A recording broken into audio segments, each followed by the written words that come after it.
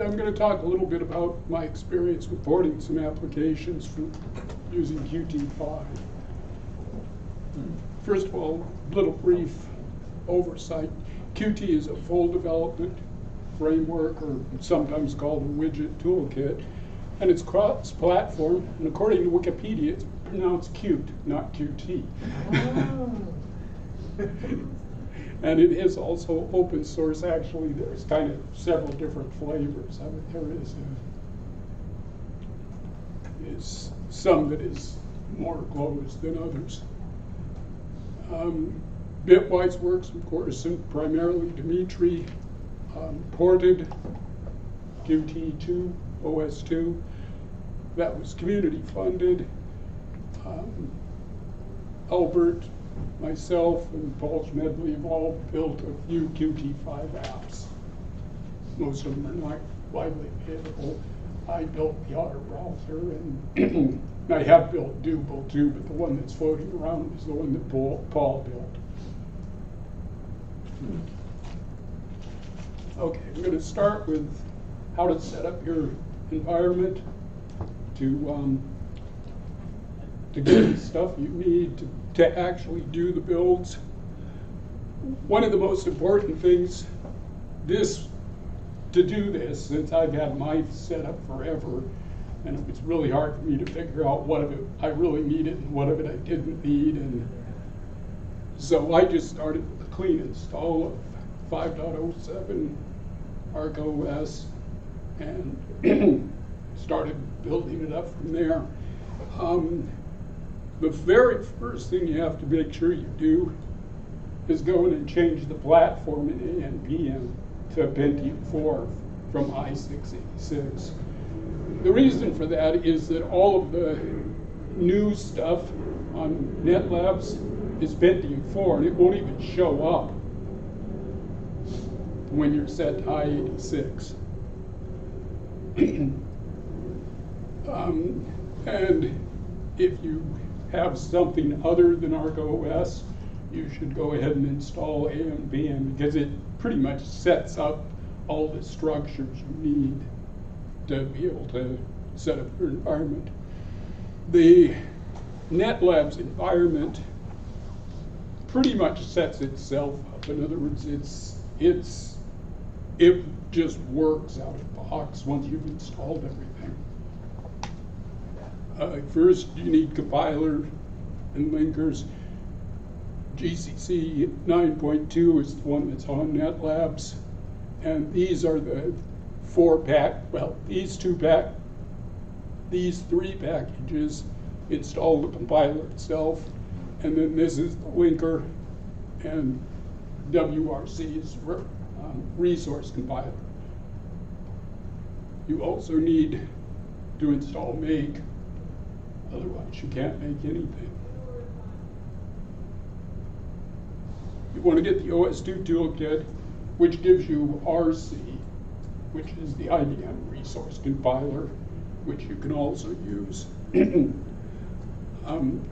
want to install RPM build, which gives you this collection of utilities, bin utilities, diff utilities, find utilities, etc. It's just an easy, you could install each of these packages on their own, but this one pulls them all in, so it's just an easy way to do it. And then your configuration utilities. Now, for Qt, a lot of them use QMake, but QMake comes with Qt. But about half the ones that I've built use CMake, and there were a couple where you had your choice. You could use either QMake or CMake to set them up. CMake basically just generates your make files for you. It looks at the configuration data and sets it up for your particular platform and for the tools that you have. So these are some additional tools that I've installed over the time. Kbuild, and I don't think I've ever seen a Qt app that's Kbuild, but there are some other apps that are. And then Bison has this is just a convenient way. It resets your paths so that you automatically use basically the newest rep and those utilities, so that you don't end up pulling one that's somewhere else on your drive in. So that's not really necessary, but it is helpful. Auto-config, again, I'm not sure I've seen a Q.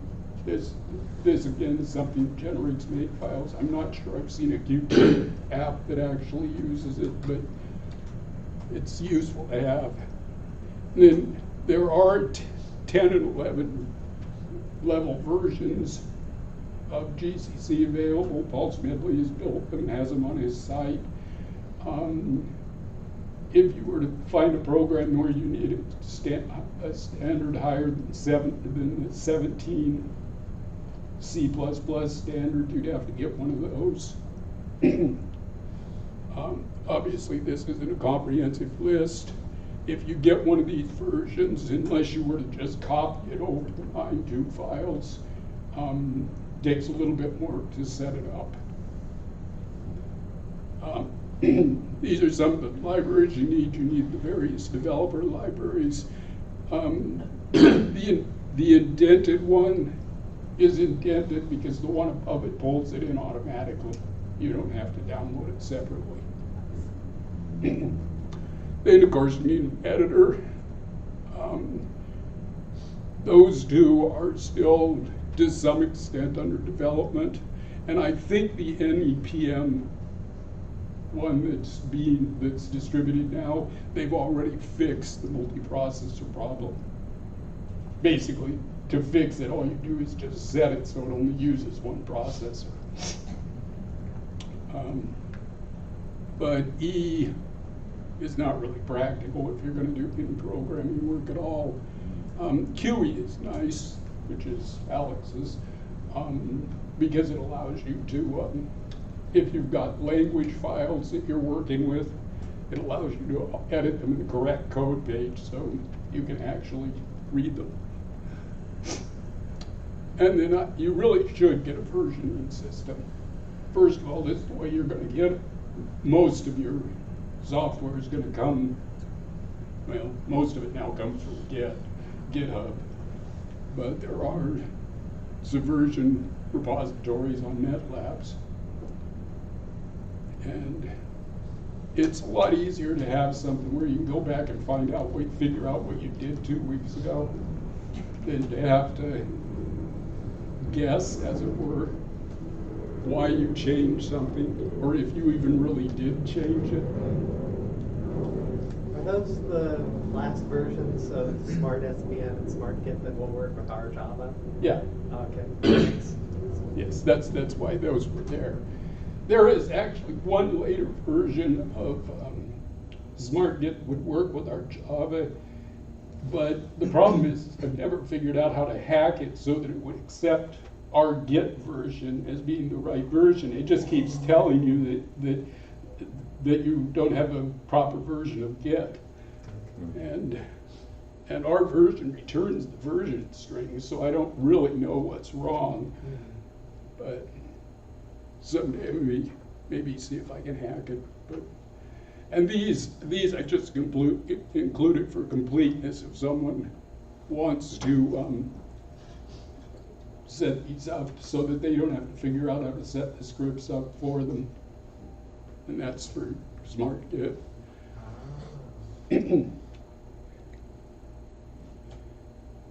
Obviously, if you get your code some way other than through just through cloning a repository, you can still create a local Git repository.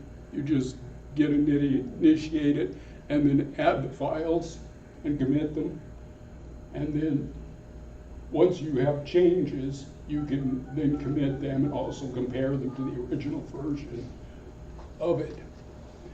And this is kind of a quick and dirty way, if you've already made the changes, to go ahead and just unzip the source again, make it into a repository and then basically copy your files over the top of it, and that will do a versioning from the beginning.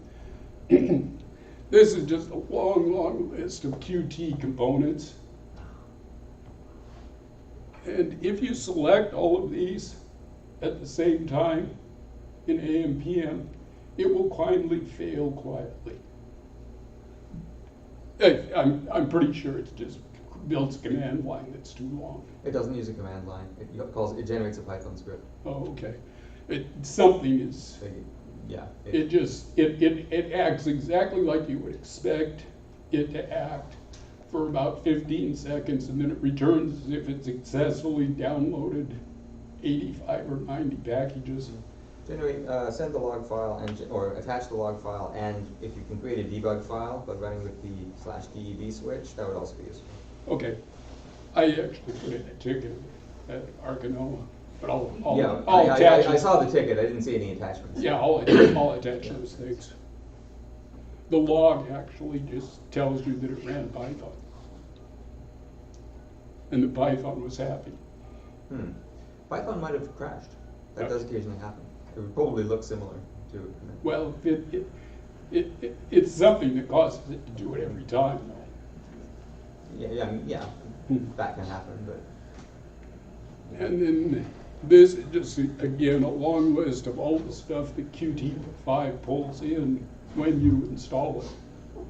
And of course, this you have to remember, I'm installing the developer packages also for QT5, which you need. The only thing I don't install is the examples. And there's one of the example packages you can't install right now because one of its dependencies is missing. So to get around that problem with it failing, you just install pieces? I installed it in 2 runs. I think I installed the QT itself, and then I installed the developer stuff.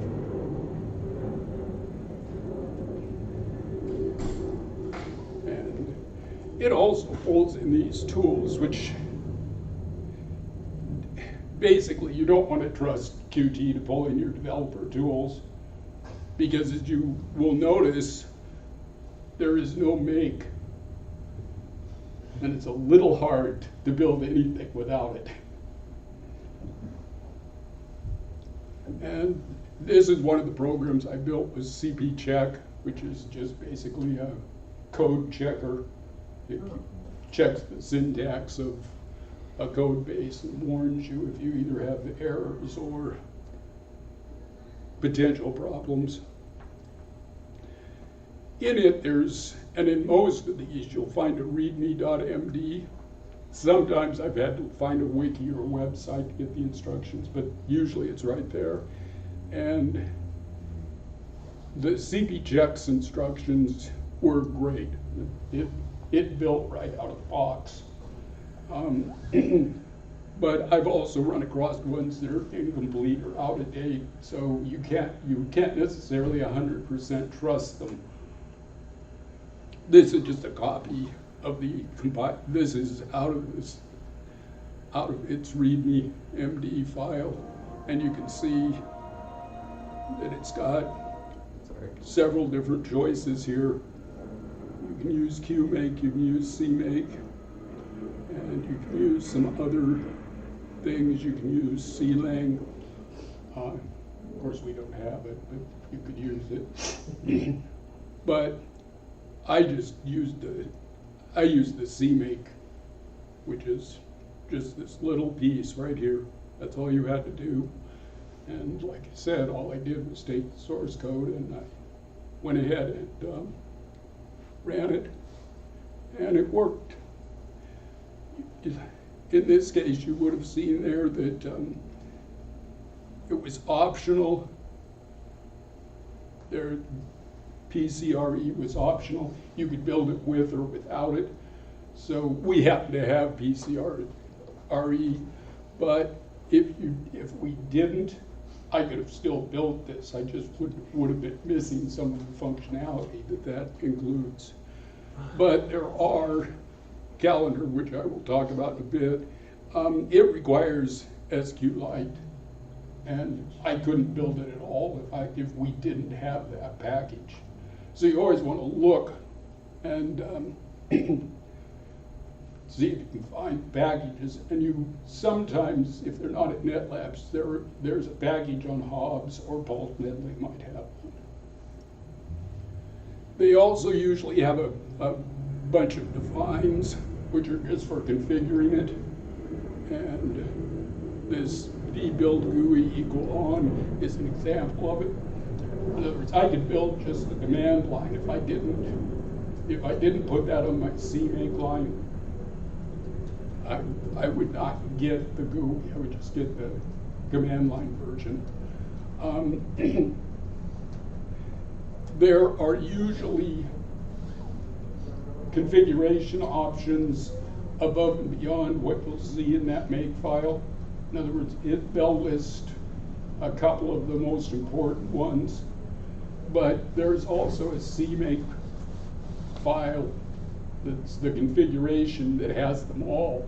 So if you're having trouble getting something to build, or if it doesn't build because we don't have something, you can always go in and find out if there's a configuration for that where you can turn it off. Sometimes you'll find them, others. I usually try to build with the default on the first try. In this, I did put the GUI on, so I didn't build it truly with the default. But that's those are kind of the exceptions. Is if you want a component that it doesn't build by default, you can go ahead and turn that on. Just a really quick note, Unix paths. Most of the time with the QT applications, QT handles the paths, and since it knows it's OS2, it gives you the correct paths in correct text, i.e. backslashes and drive letters. Whereas Unix is / and roots. Occasionally I've run across applications where they do some of the path manipulation in the program itself. And what I found with those is usually, well, every time, that there's a if define for Windows and an if define. So they've got both style paths. If you build it for OS2 as if it was a Unix one, none of your paths work. So you want to find that if define and add the OS2 to the Windows part of the if define, which will give you the DOS style paths. You're supposed to use the QT functions to automatically use the correct path separators. There are built-in functions, but some people are too lazy to do that. Yeah, that I've run across it as well. That's why I put it in, because it's just one of those oddities that they're scratching your head. Why does this? You know, why is it I can't open this file? Yeah. Yeah, and so just preparing to run make, you need always install the packages first. At least it makes the compiler happier. And then review your instructions one last time. To invoke make, always use verbose output. Redirect it to a file, or you can T it if you want to watch it scroll by on the screen too. You really want to do this because that way you can search through and find out what really happened, not just see the last 2 lines where it says error, which relates to an error that occurred, 25 lines higher up, and now you don't know what that higher up one is. And keep several of them so you can compare.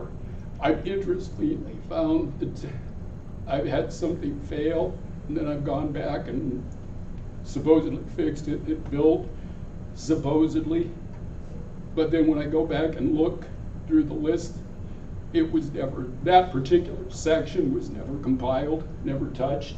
In other words, for whatever reason, makes it, the make file just skipped over it. And I had to go back and fix that. And especially in large projects, try to restart the build process as close to that piece that broke as you can. Because like QT5, if you're building it itself, restarting from the top when you've got an error that's halfway through, even with everything above it built, it probably takes 15 minutes to get to the error.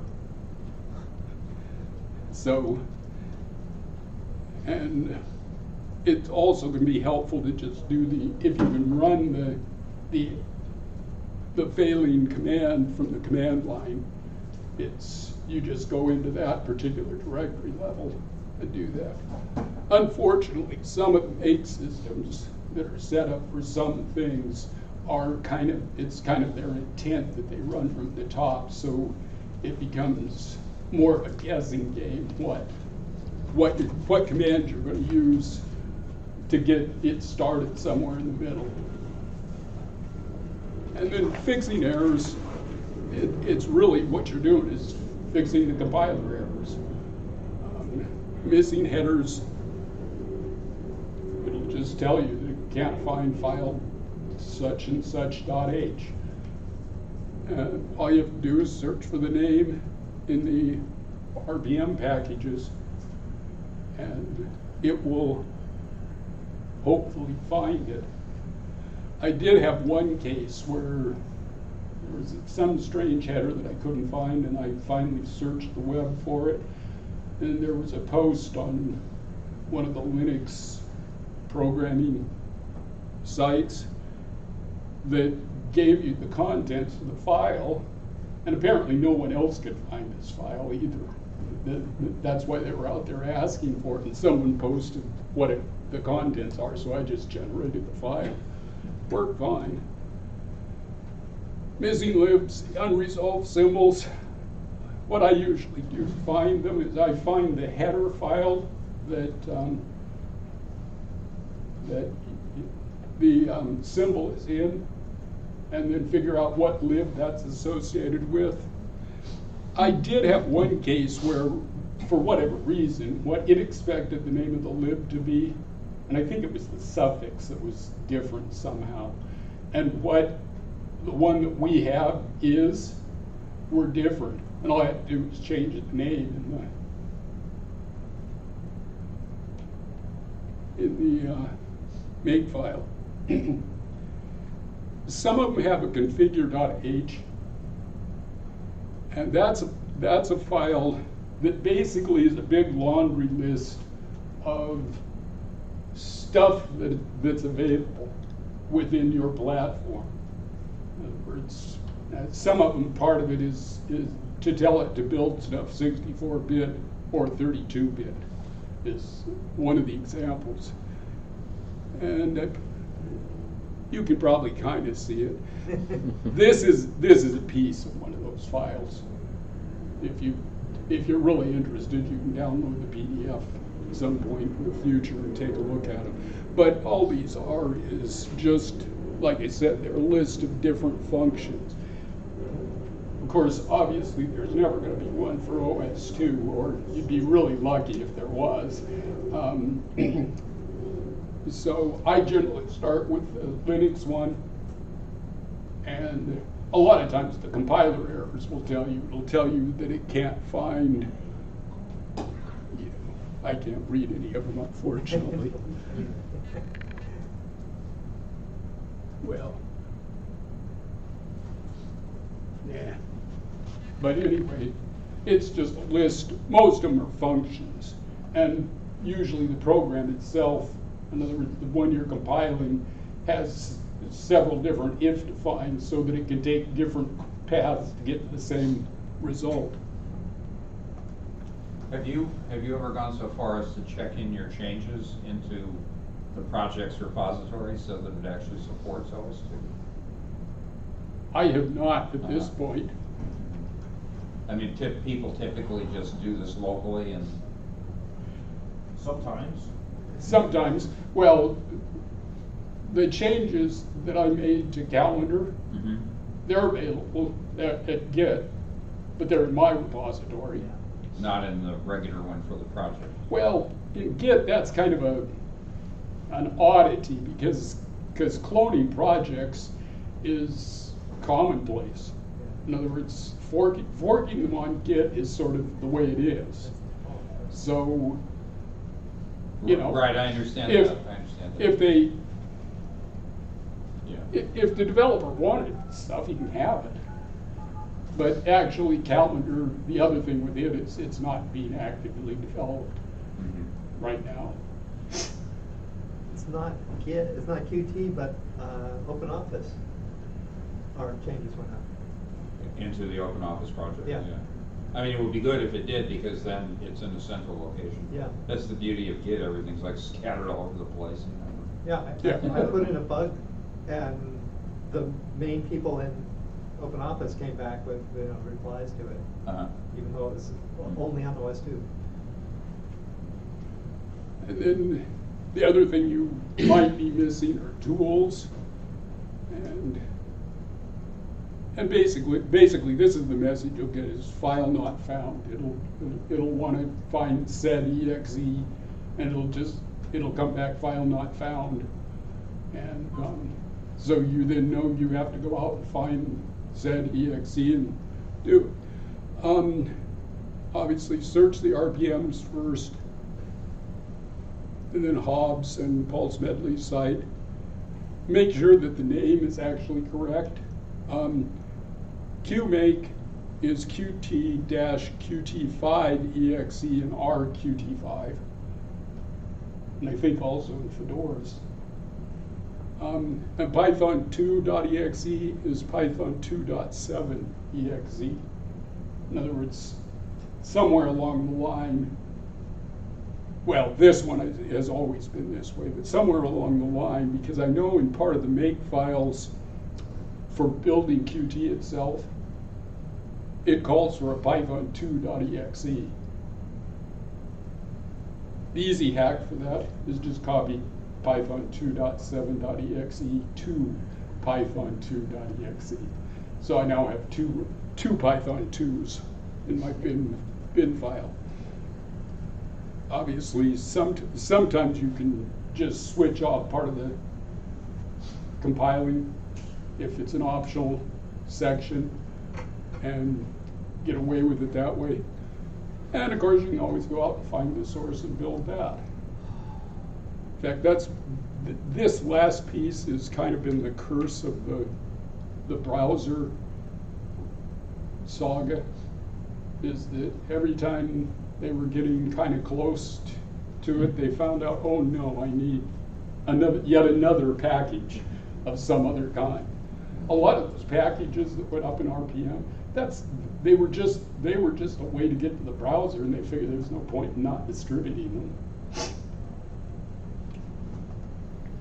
And then the results were the command line was fine, worked just like the older version, but the GUI trapped on startup.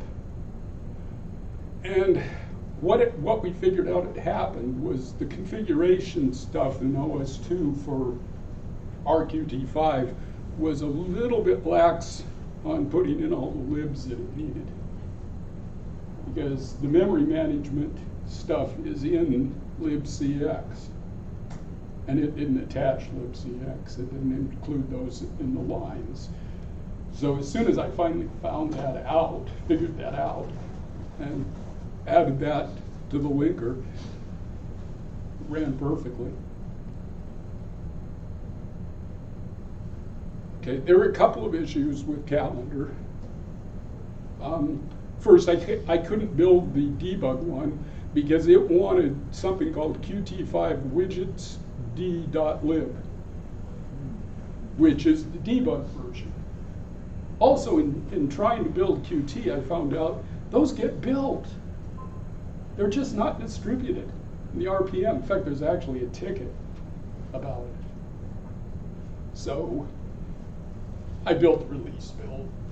And in this case, I'm not sure because our release, the QT5 release stuff is built with the debug symbols in them anyways for the developer stuff. The libs are built with So it's probably not much different than a debug build if you build with -G. It also used some experimental headers. I call them experimental headers because they were in a subdirectory called experimental. They have since become part of the C++ 17 standard, those particular things. It was, I think, file system, stuff to do with the file system. And so I have them. I just didn't have them in the right place.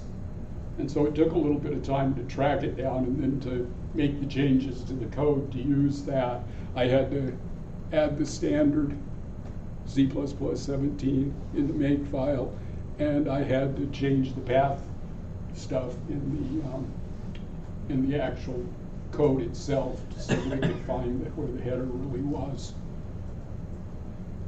They also had an interesting thing. They have a 64-bit, and there's a note that says that you can't really build this for 32-bit, but if you really want to try, this is the workaround and stuff like that. Well, I finally figured out the only thing that did, it was for the date. And its concern is the year 2038 problem where we run out of space in a 32-bit. Our 32-bit number becomes too small to keep the date. And all it was doing was setting the date for the to-do list stuff as the last possible 64-bit date. Because didn't figure that would probably interfere with much for several centuries at least. But when I set it to 32-bit, I can't remember. They're just odd things that it wouldn't do with setting dates and stuff like that. So I set it back and built it with 64-bit, which means I just have a pretty sizable negative number as my date for the to-do list. And I don't think that's going to interfere with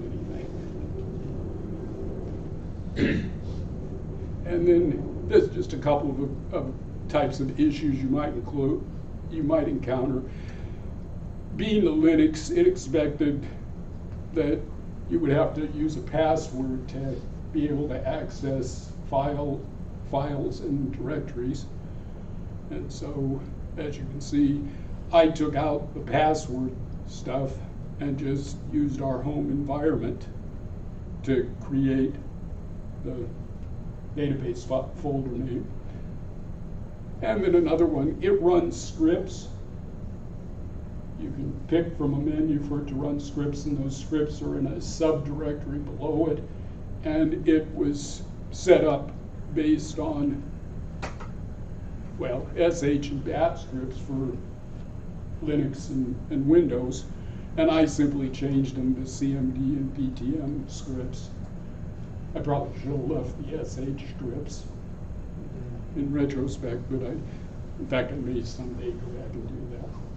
But those are sort of fit and finish stuff that you may have to do to make the program more OS2 friendly. And thank you. Any questions? Thank you. Have you tried to build Qt itself? Yes. So when you did it, did you get that missing thing you mentioned? The debug thing? Yeah, they built. I've got all of the base of Qt. I still can't get the web engine to build, but the base stuff I've got built. But the web engine, I now know why Dimitri has taken so long, because unfortunately the spec file is in some sort of a weird protected repository, which has the spec file actually would have the complete build instructions. So I have incomplete build instructions. Mm-hmm. So I have to keep going through just weird little things. You notice I put NASM on that list, which is an assembler.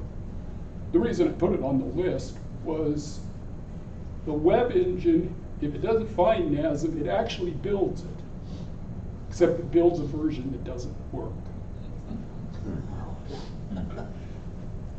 I had to go out and hack that and get ours back. Once I installed that, that got me past that next little hurdle. When you're just setting this up, you know, the first thing is you set the platform to Pentium 4. On ArcOS, it's already installed a bunch of stuff that's i686, and when I am in the command line of Yum, it says, oh, it didn't work. You can't replace the i686. It's almost impossible to replace them. They should work together. They do work, but it it's, just says, oh, no, it didn't work, you know, when I do the Yum command, and it's annoying, but. Yeah, but it's the thing is it was never designed to change the platform, because it never occurred to anybody that anybody ever would. Yeah, okay. Why would you want a platform designation that is lower than whatever your optimal is? Yeah. And for basically every modern computer is Pentium 4. Yeah. And I mean, by modern, probably after 2005 or something like that. Yeah. And so the real question is why was it ever i686? Not so much why Okay. is it not Pentium 4? Well, I think most modern computers are not actually descended from Pentium 4. They're descended from Pentium. Well, but they have the command stuff. That Yeah, but wasn't Pentium 4 a bit problematic in that it had a lot of inefficiencies? I think it was, but it's really, what is it, SSE? It's the command sets that the processor has, not that is what Pentium 4 refers to. But it's compiled with something that say, I don't know, dash Pentium 4 or something like that. Yeah, you just set that as part of the command line. Yeah. My only complaint is that Pentium is a copyrighted trademarked word. I don't know why they put it on the compiler, but yeah. Talk to the boys who built GCC about that. Yeah, but I don't know why they choose that wording. Yeah, I don't know either, but basically Bitwise Works has gone to their building everything just as Pentium 4. Yeah. So if you've not set the Pentium 4, you won't see half of the new stuff. Yeah, but that's part of the GCC compiler, right? That has Yes. that option. Yeah. It's nothing that we can do. No, it's just simply the way the platform got named, and Yeah. Yeah. so we're stuck with that piece. These questions, these are just notes for me later. One question, if the only thing that the 64-bit support is used for is the date, I assume that's an integer value. Yeah. Have you tried just changing that? Well, I mean, we have the long type that should support 64-bit integers. Yeah, if it had been important in some way, to my view, I would have done something Okay. like that. But it just seemed like more work than it was worth Yeah, fair enough. to because I don't think that 2038 is going to be a big issue for that program on OS2. And if at some point it looks like it might be, then maybe I'll go back and fix it. Yeah, there you go. Hey, maybe someday I'll even distribute it. So anything else? Yeah, on my experience, I tried to compile to build something with Qt4, and it's like very frustrating because there's always something missing, and I was not able to find, like, if you're going to start with Qt, okay, compile, I don't know, this little game called Exhalate, something like that, and then go further. So I don't know if you have like any suggestion of this little thing, just compile this little thing and you go from there. It's going to be luck of the draw. There are going to be some things that seem big and complicated that are just going to build. Like the GUI for C++ check isn't exactly a small program. Okay. And there are going to be other seemingly very simple things that won't build for some reason, that they're missing something. And the real key is to just go through and see what. just basically fix the compiler errors. If you need to add something. I've also found that a lot of times what you'll have to do is do a make clean to wipe out everything you've already built, because of where the errored out, that it just seems like it's in some sort of an unstable state, and restarting the compiler never really works quite the way you would expect it to. And so I just start over. Okay. Is one of the things I've done, particularly if I was missing a component of some kind, to make sure that, you know, that gets taken care of. But really, you know, if you have questions, you can email me. Yeah. I'm happy to respond. I may not be real quick to respond, but I'm happy to respond. And that's oftentimes, a lot of times, well, like figuring out that memory mapping one, which ended up being the configuration.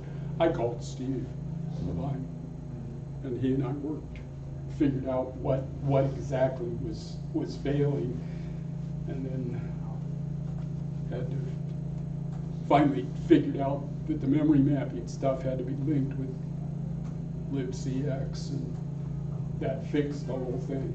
But it's one of those things where it sure be nice if the files would just, because that was a problem with our QT, well, not really QT, but our CMake, I think it was. Yeah. It's because CMake just goes to configuration files and pulls in all of the stuff it needs. Well, for a QT GUI, when it builds it up, it would have pulled in that -LCX. But since the GUI is optional, this looked like it was a command line program to the configure utility, and so it didn't pull it in.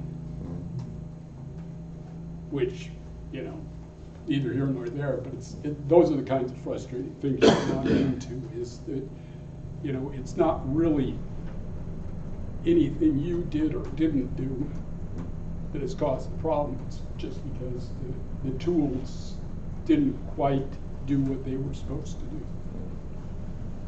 And I've even got to the point on some of these where I go in and pull the repository in again and start from just zero.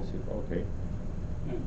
And usually it's best, like you said, if you've got something that was missing in the beginning, sometimes that's just the easiest thing to do, is install what was missing and just start completely over. Okay. Anything else? So one of the packages you said at the beginning that you need is the GCC W-link. Is that different from the W-link that comes with Blockcom? No, it's the same one. Okay. The only difference is it's named WL.exe. Right. But it's the exact same one, and so if you go in and if you've got OpenWatcom installed and you go into the configuration files and find where it says WL.exe and change the name, or where it says WL.exe and change the name, it'll use the one, assuming it's in the path, it'll use the one that's from your OpenWatcom install. Yeah, I tried, I downloaded the latest build of Blockcom, and I tried doing that, and I was getting, I forget what it was, I got some errors. So I said, let me put that aside, I'll come back to that. Maybe Well, get the latest Blockcom. just a note of caution, there is an official build from OpenWatcom, I think it's 1.9, and there's somebody else that's also making some private builds of OpenWatcom, but I build OpenWatcom, they're up on NetLabs.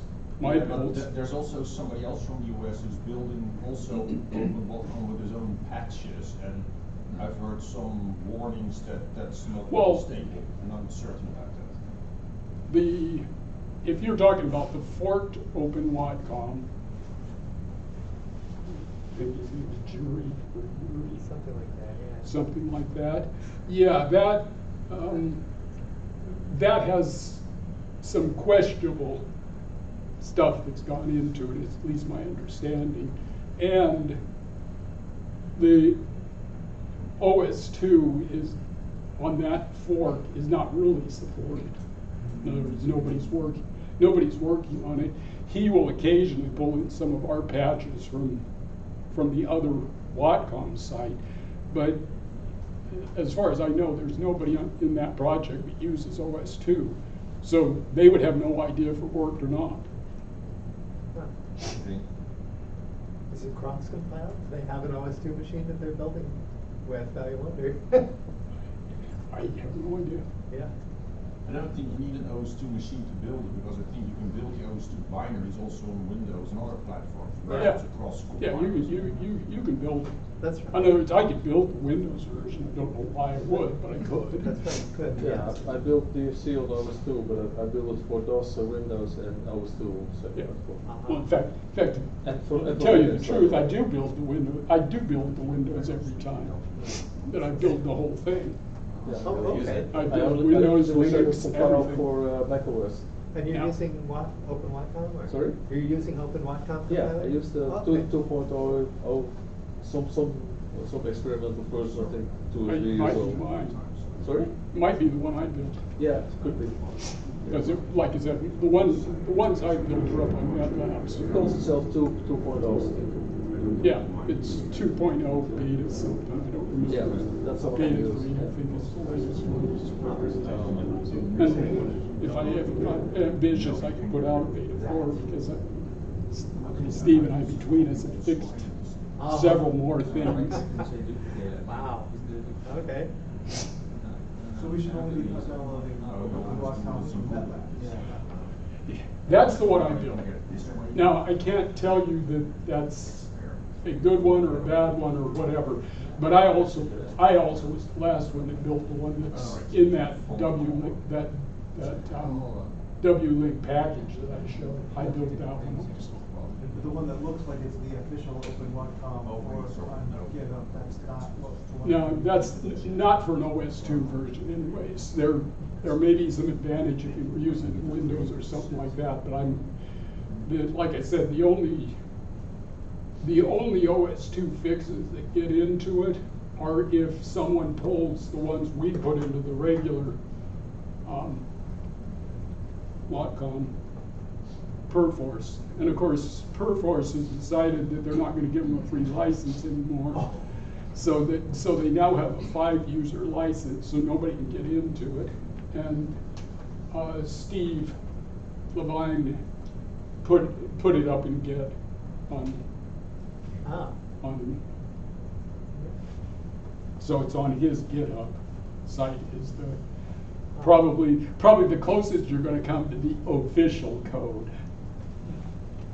But like there's no official build machine or anything like that. I guess mine is kind of de facto become the official build machine, but By the way, you're absolutely right. It does just stop if you try to install all the QT5 stuff. That's cool. Yeah, I didn't make it up. I just thought it was a cute trick. Yeah. I suspect it's not passing the arguments to the Python script at all. It probably the pipe, it uses a pipe to pass the package things. Something probably got snarled in there. Yeah. I'll take a look. Anything else? Thank you. Thank you. Thank you.